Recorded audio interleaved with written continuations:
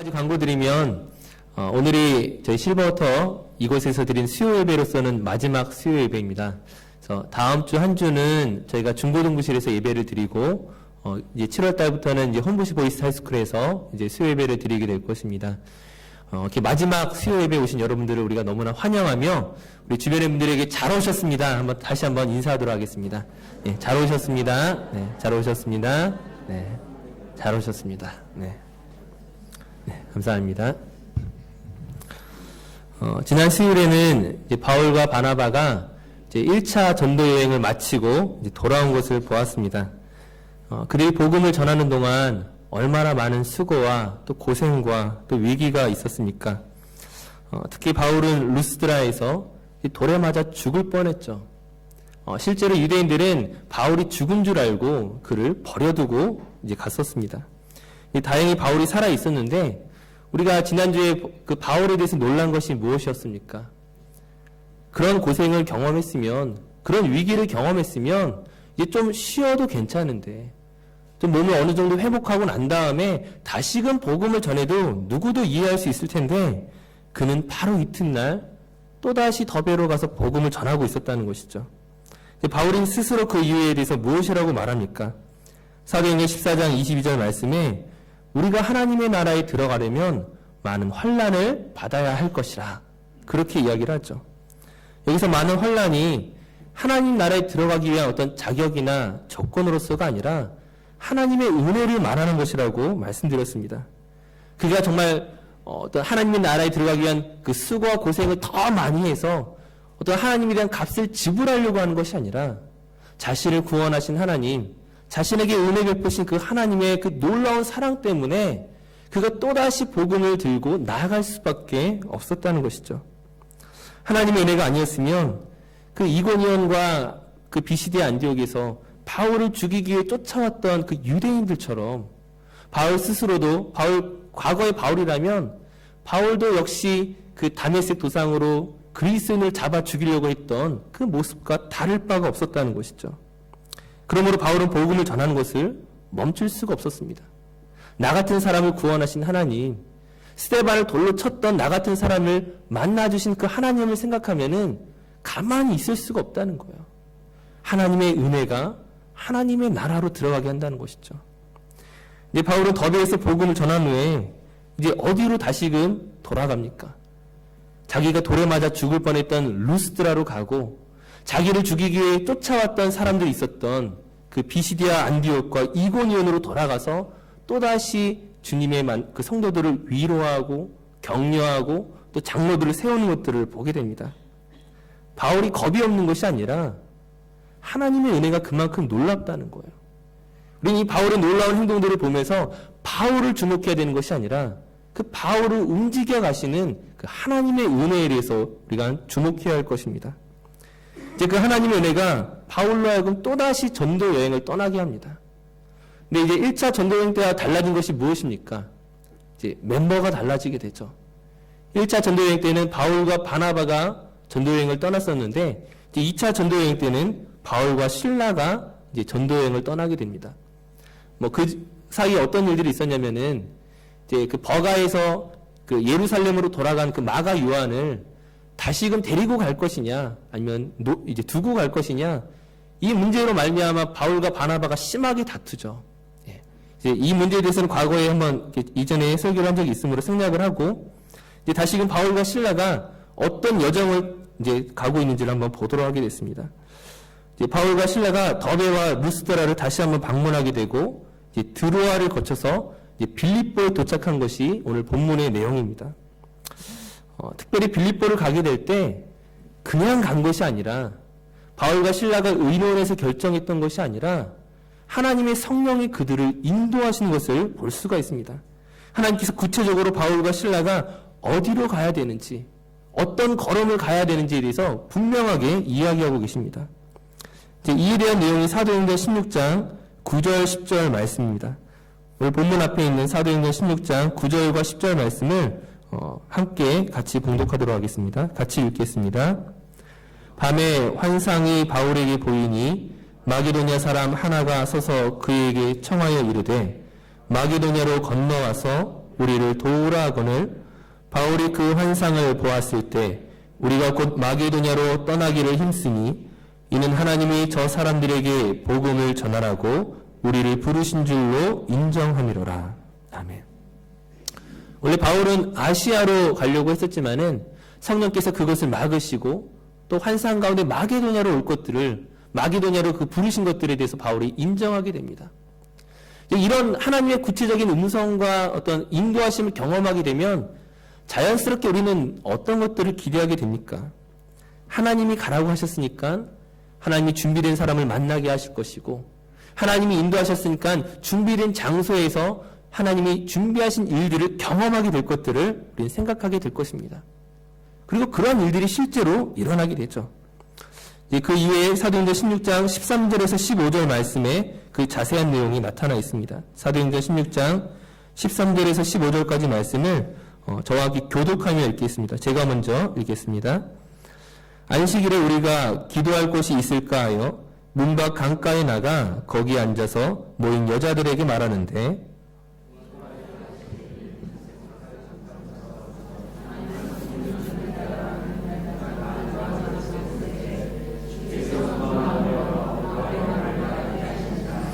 다 함께 그와 그 집이 다 세례를 받고 우리에게 청하여 이르되 만일 나를 주 믿는 자로 알거든 내 집에 들어와 유하라 하고 강권하여 머물게 하니라.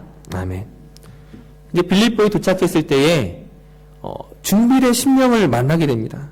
이제 그곳에서 옷장사를 하는 루디아라는 사람을 만나게 되는데 이 루디아가 그 바울의 그 복음을 듣고 그 복음을 받아들이고 예수님을 영접합니다. 이제 거기서 그치는 것이 아니라 이제 바울과 실라가 기도할 곳을 찾고 있으니까는 자기의 집을 내어놓죠. 즉 자기의 집을 교회의 장소로 내어놓은 것입니다. 하나님이 허락하신 예비된 장소를 이제 경험하게 되는 것이죠. 하지만 우리가 그동안 이 사도행전에서 봐왔던 패턴들이 있지 않습니까? 일이 잘 풀리는 것 같은데 하나님이 예비한 사람을 만나고 예비된 장소를 경험하는 것 같은데 꼭 무슨 일이 생긴다는 거예요. 오늘 보면 16절 이하에 보게 되면은 이제 바울과 바나바가 기도하는 곳으로 가다가 즉 루디아의 집으로 가는 도중에 이제 귀신 들려 점치는 여인을 만나게 됩니다. 이 점치는 여인이 바울과 실라를 따라다니면서 이제 괴롭게 하니까 결국에는 어떻게 하죠? 바울이 예수 그리스도의 이름으로 그 귀신을 떠나가게 합니다. 그런데 이것이 빌미가 되어서 바울과 실라가 감옥에 갇히게 되는 거예요.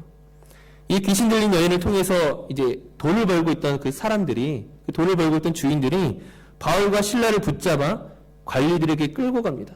그곳에서 옷을 찢고 매를 대고 그 다음에 깊은 옥에 그들을 가두게 되죠.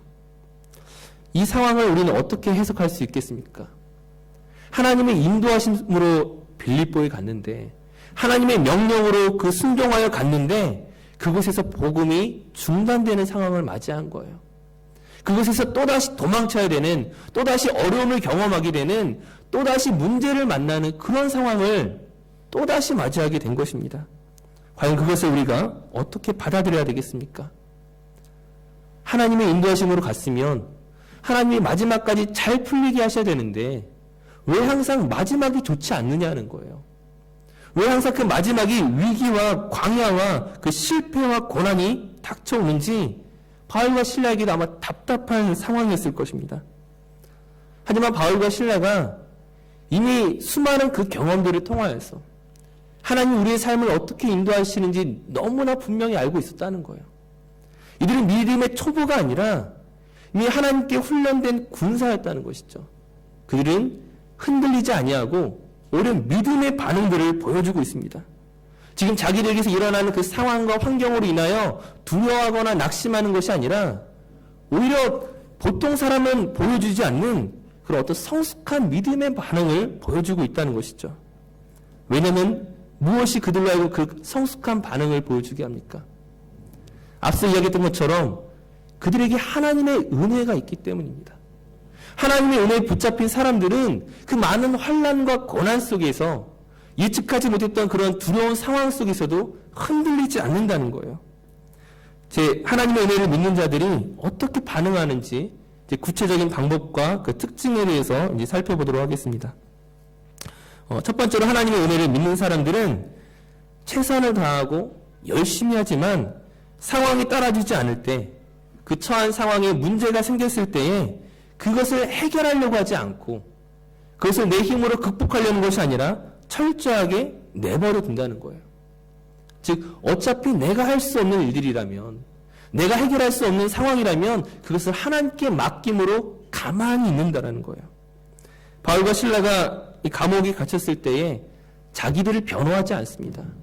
변명하지 않는다는 거예요. 오히려 이들이 하는 것은 무엇입니까? 가만히 매를 맞고 가만히 옥에 갇히고 그리고 하나님을 찬양하는 것입니다. 37절 말씀을 보게 되면은 나중에 이제 모든 문제가 해결되고 바울과 실라가 이제 감옥에서 나갈 때 어떻게 합니까? 자기가 로마 사람인 것을 말하면서 위풍당당하게 나가죠. 나가라고 해서 그냥 나가는 것이 아니라 너희가 나를 모셔가야 될 것이다. 당당하게 이야기합니다. 처음부터 이 일을 할 수 있었을 텐데, 처음부터 매를 맞는 그 순간에 내가 로마 사람인데 너희가 재판도 하지 않고 나를 칠 수 있느냐? 왜 말하지 못하겠습니까? 말할 수 있음에도 불구하고 자기의 방법으로 해결하는 것이 아니라 하나님의 인도하심에 맡기고 있다는 것이죠. 자신의 힘으로 상황을 벗어나는 것이 아니라 하나님께 철저히 순종함으로 주어지는 일들을 기다리고 있는 것입니다. 바로 이것이 그 믿음의 사람들과 오늘 우리가 가지고 있는 차이점이라는 거예요. 오늘 우리에게 어떤 문제가 터졌을 때에, 당황하게 될 때에 우리는 이 문제를 내가 어떻게 해결해야 될 것인가 동분서주하게 된다는 거예요. 그 분주하고 조급한 마음으로 인하여서 하나님을 기다리지 않고 하나님의 방법을 찾지 않고 내 힘으로 문제를 해결하려고 할 때가 너무나 많이 있다는 것이죠. 그 문제를 해결하려고 하다 보면 어떻게 됩니까? 지치게 되고 근심이 생기고 염려가 생기고 불평이 생기고 스트레스를 받게 되는 것이죠. 분명히 아무것도 할 수 없는 그 불확실한 상황 속에서 어차피 내가 할 수 없는 것이라면, 내가 해결할 수 없는 것이라면 하나님의 약속을 믿고 기다리는 것이 필요하다는 것이죠. 지금 이 상황을 내가 통제하는 것이 아니라, 내가 이 상황을 움켜쥐는 것이 아니라 하나님께서 이 모든 상황을 통제하고 계심을, 하나님께서 이 모든 것들을 주관하고 계심을 믿는 믿음이 우리에게 필요한 것입니다. 두 번째로 하나님의 은혜를 믿는 사람들은 어떤 특징을 보여주고 있습니까? 자신이 이 상황을 통제하려는 것들을 멈출 뿐만 아니라 내가 원하는 성취나 속도의 의미를 부여하지 않고 하나님의 인도하심 속에서 여유와 평안함을 누리는 것입니다. 앞서 이야기했던 것처럼 조급한 마음이 아니라 지금 상황은 절망적이지만, 상황은 깜깜하고 어둡지만은 하나님 안에서 평안을 누리는 사람이라는 거예요. 주변의 상황과 환경으로 인하여 내 마음의 평안이 깨지는 것이 아니라 주변의 상황과 환경에 상관없이 하나님이 나와 함께 하심으로 말미암아 내 안에 평안이 있음을 고백하는 사람입니다. 즉, 우리가 어떠한 일들을 할 때에 우리 안에는 어떤 조급한 마음들이 늘 있습니다. 내가 무언가 빨리 해야 되는데, 어떤 결과를 맺어줘야 되는데, 내가 하나님의 어떤 일들을 시켰으면 이것을 빨리 마치고 그 다음 단계로 나아가야 되는데, 어느덧 하나님의 계획대로 움직이지 않고 나의 계획대로 움직일 때가 많이 있다는 것이죠. 이것을 하나의 문장으로 표현한다면 속도가 중요한 것이 아니라 방향이 중요한 것입니다. 내가 하나님의 방향대로 온전히 가고 있는가? 내 마음의 평안이 깨어지지 않고 하나님 주시는 평안을 내가 견지하고 있는가? 바로 그것이 내가 올바른 방향으로 가고 있음을 보여주는 두 번째 방법이었습니다. 바울과 실라는 복음을 전도하기 위해 왔지만 예상치 못한 이 최악의 상황 속에서 감옥을 빨리 나가는 것을 목적으로 하지 않고 왜 하나님께서 우리를 감옥에 두셨을까? 지금 내가 로마 사람인 것을 주장하면서 이 문제를 해결하려고 하지 않고 하나님이 이곳에 두신 이유를 찾기 위해서, 자기들이 부르신 그 목적과 이유를 발견하기 위해서 찬양하고 기도하고 있었음을 우리 기억해야 될 것입니다. 마지막 세 번째로 하나님의 은혜와 그 인도하심을 따르는 사람들은 하나님의 약속을 믿는 사람들입니다. 민수기 12장에 보게 되면은 이제 출애굽할 때에 이스라엘 백성들이 그 가나안 땅에 12명의 정상권을 보냅니다. 우리가 잘 알다시피 이 12명은 각 지파의 최고 엘리트이고 대표들이죠. 하지만 이들 가운데서도 하나님의 약속을 믿는 사람과 하나님의 약속을 믿지 않는 사람으로 나뉘어져 있었습니다. 하나님의 약속을 믿는 여호수아와 갈렙은 어떤 반응들을 보여줍니까? 환경을 바라보는 것이 아니죠. 그 안악조선의 그 거인들을 바라보는 것이 아니라 하나님을 바라보며 하나님이 약속하셨으므로 하나님이 이 땅을 우리에게 주시기로 하셨으므로 이들은 우리의 밥이라고 선포하는 것이죠. 하지만 막상 하나님의 약속을 믿지 않는 사람들은 우리가 그들 앞에서 마치 메뚜기와 같다. 그들 앞에서 우리는 아무것도 아니다라고 스스로를 낮게 보고 있다는 거예요.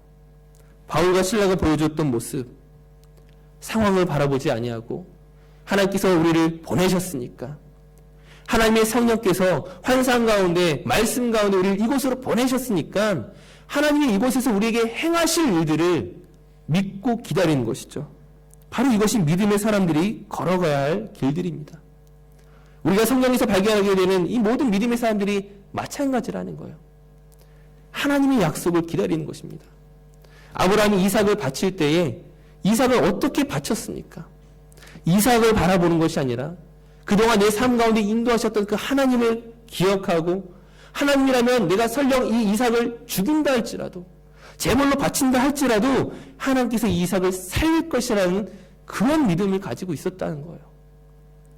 오늘 우리가 걸어왔던 인생의 길에 수많은 고난과 때로는 위기가 있었지만 그 모든 위기의 순간들을 하나님이 해결해 주시고 그 모든 것들을 함께 경험하게 하시고 그 모든 것들을 통하여 내 안에 믿음을 자라게 하신 그 하나님께서 오늘 앞으로 우리에게 주어지는 또다시 발생하는 그 모든 위기의 상황들 속에서 왜 일하시지 않겠습니까? 왜 우리를 도우시지 않겠습니까? 우리가 기억해야 할 것은 하나님이 우리를 인도하신다고 해서 우리가 매를 맞지 않거나 감옥에 갇히지 않거나 문제가 없어지는 것이 아니죠. 오히려 하나님의 인도하심 속에 있기 때문에 우리에게 예상치 못한 문제가 일어나는 것입니다. 하나님의 그 능력을 우리가 경험하기 위해서는 사실은 오늘 우리의 삶 가운데 내가 풀 수 없는 어떤 문제들을 만날 수밖에 없다는 거예요. 하지만 그 인도하심을 경험하고 그 인도하심을 소망하는 자들에게는 그 상황과 문제가 결코 우리의 장애물이 될 수 없다는 것을 우리는 기억해야 될 것입니다. 우리가 고통스럽지 않다는 것이 아니라 그 고통마저도 하나님께서 기쁨으로 바꾸실 것이고 그 모든 위기의 순간마저도 하나님의 능력의 그 경험을, 하나님의 일하심을 맛볼 수 있는 그런 기회가 될 줄로 믿습니다. 오늘 말씀을 마무리하면서 우리 교회의 그 지나온 시간들을 좀 돌아봤으면 좋겠어요. 이제 우리가 오늘 마지막 수요예배를 드리게 되는데, 사실 우리가 이 실버워터 이 예배당을 옥션을 할 때에 우리가 몇 개월 동안, 수개월 동안 기도하면서 우리 안에 확신이 있지 않았습니까? 아, 하나님께서 이 땅을 우리에게 주실 것이다. 하나님께서 우리의 그 기도에 응답하실 것이다라는 믿음이 있었습니다. 근데 막상 하나님께서 응답하지 않으셨죠. 당황스러운 일들이었습니다. 예상치 못한 일들이었어요. 우리가 어떤 일들을 해나갈 때에 이 예상치 못하는 이 모든 상황 속이야말로 사실은 하나님이 우리를 축복하시고 더 놀라운 것들을 경험하게 하기 위한, 하나님의 은혜가 결코 내 수준에서 제한되지 아니하고 내가 생각하는 것 그 이상의 훨씬 더 놀라운 것들로 인도하시기 위해서 우리를 당황하게 하시고 우리를 놀라게 하실 수가 있다는 거예요. 우리가 리드콤 교회를 준비하는 과정 속에서 생각보다 DA가 빨리 나오지 않고 또 우리가 빨리 이 자리를 비워줘야 돼서 홈붓이 또 학교로 가야 되고 다 우리의 예상을 넘는 일들이었습니다. 우리가 예상치 못했던 일들이었어요. 하지만 그래서 우리가 제대로 가고 있는 것이죠. 오히려 그것이야말로 하나님 우리를 마치 사도행전의 역사처럼 바울과 실라가 경험했던 것처럼 그들 안에서 놀라운 그 은혜를 고백하고 하나님을 찬양할 수 있는 그 귀한 일들을 그들을 세우신 것처럼 그 은혜를 오늘 우리에게 주시기 위한 하나님의 방법인 줄로 믿습니다. 우리 안에 불평이 아니라 왜 우리에게 이런 수고를 주십니까? 시기를 잘 맞춰서 적당한 때에 리드콤으로 가면 참 좋았을 텐데 왜 우리를 이렇게 어렵게 만드십니까? 하지만 이것은 어렵게 만드시는 것이 아니라 제대로 가는 것입니다. 이것은 우리를 힘들게 하는 것이 아니라 하나님의 놀라운 축복과 은혜를 경험하기 위한, 우리의 평안과 우리의 기쁨이 어디에 있는지를 보여주기 위한 하나님의 계획이십니다. 오늘 우리가 그 계획으로 이 자리에서 예배하는 줄로 믿습니다. 우리가 그 하나님의 그 예정하심 속에서 오늘 이렇게 기도할 수 있고 예배할 수 있고 감사할 수 있음을 우리가 함께 고백했으면 좋겠습니다. 바울과 실라가 그 모든 감옥과 이 어려운 상황 속에서 그들이 담담히 하나님을 찬양하였던 것처럼 오늘 우리가 이 마지막 예배를 드리고 이제 떠날 때에 오히려 더 하나님을 기쁨으로 찬양하고 더 감사의 고백으로 올려드릴 수 있는 저 우리 모든 성도님들 되시기를 간절히 바라겠습니다. 함께 기도하시겠습니다.